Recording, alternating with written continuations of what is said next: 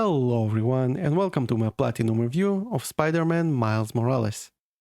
In this video, I will give you my opinion about the game, we will talk about the in-game mechanics, go over the roadmap to Platinum Trophy, and I will give you some of my thoughts on the trophy list to hopefully help you decide if you want to go ahead and earn a Platinum Trophy in this amazing game. So, without further ado, let's dive right in. Whenever you say Spider-Man, you always mean the other one. You're Spider-Man. You can fix this. Your way.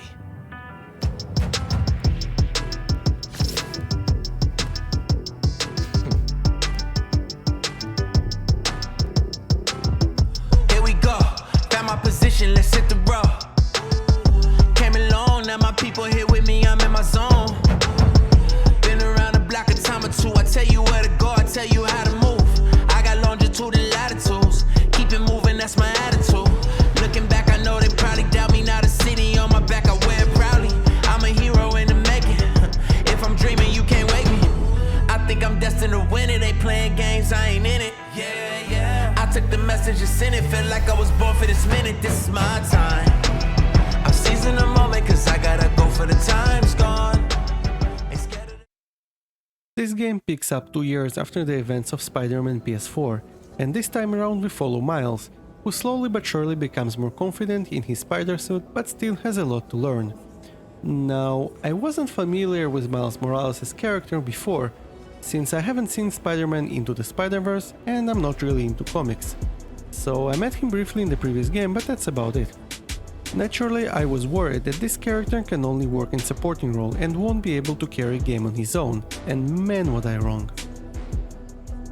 The developers really fleshed him out as a character, and you start to understand his thoughts and motivations, see him mature as a person and as Spider-Man throughout the game. Supporting characters are done right and make you care for them, the city feels alive and looks incredible, especially on PS5 with ray tracing on, and the winter setting with snow in New York is something you can't take your eyes off. The gameplay itself is fun, combat is engaging, especially in boss fights, and because Miles has his own set of powers and moves, it doesn't feel like a rehash of a previous game. Even the swinging animations are different, and since we're on the topic of swinging, it's great, just like in the previous game. As for the story, I found it really enjoyable and solid, but it is definitely on the shorter side. If you're basically plowing through the story while ignoring everything else, you can finish the game in around 4 hours, but going for 100% completion will take you around 12. I'm not going to debate if a game that should cost $50 or not, it's for you to decide, I just want you to know what you're getting yourself into. Regardless of the length, the game is definitely worth playing, it's just basically up to you if you want to play it now or wait for it to go on sale, which it will eventually. Now, as for the Platinum Trophy itself, it will take you around 16 to 20 hours depending on your playstyle. I actually really enjoyed the journey, so I did it twice, the first time on PS5 and the second time on PS4, since they have separate lists. The first time around it took me 22 hours because I was messing around, and the second time, since I knew all the locations and all the missions, it took me only 13. Now, if you play on PS4 first, you can import your save to PS5 and auto pop a Platinum if you already got it on that save file. That way you can get 2 Platinum trophies out of this game and only play it once, but I personally decided to enjoy it for the second time instead, and I wanted to play it on PS5 first. Regardless, this is something you can do if you want. The Platinum itself is easy to get since there is no difficulty related trophies and you can play it on any challenge level you prefer. All you need to do is achieve 100% completion for the game, which consists of doing all the side quests, beating all the challenges and finding all the collectibles. Another thing you'll need to do is complete a New Game Plus, which is fairly quick and easy to do. In New Game Plus you will get access to Last of the suits and skills that you are not able to get outside of it. Also, there are a couple of combat related trophies, although they're really easy to do. Now, my personal preference of playing an open world game is to give a heavy focus on the collectibles and side quests early on and basically get 100% completion as I'm finishing the story. But this time around it's not possible, since the last collectible is only accessible after beating the game. But regardless, feel free to approach it in any way you prefer since nothing is missable. You can free roam and even replay all the missions after beating the game. I found the trophy list in this game really enjoyable and it consists of 50 trophies. Now I won't go over every single one of them, I'll just give you my thoughts in general. Most of the trophies tie into the need to complete the game for 100%, and it's easily trackable within the in-game map. Also, you will have to unlock all the suits and all the skills, something that you can only do in New Game Plus, but if you did 100% completion, it should come to you naturally. Something that I think was done better in this game than any previous one is the random crimes.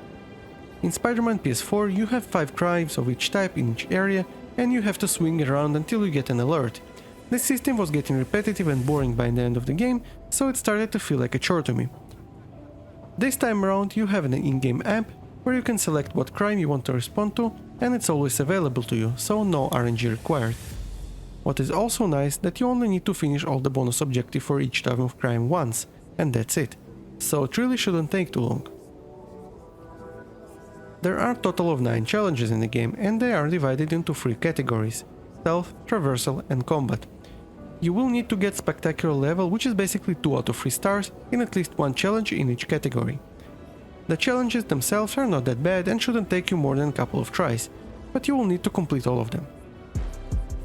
Also, there are a couple of miscellaneous trophies in the game, and 2 of them actually tied up to a specific mission.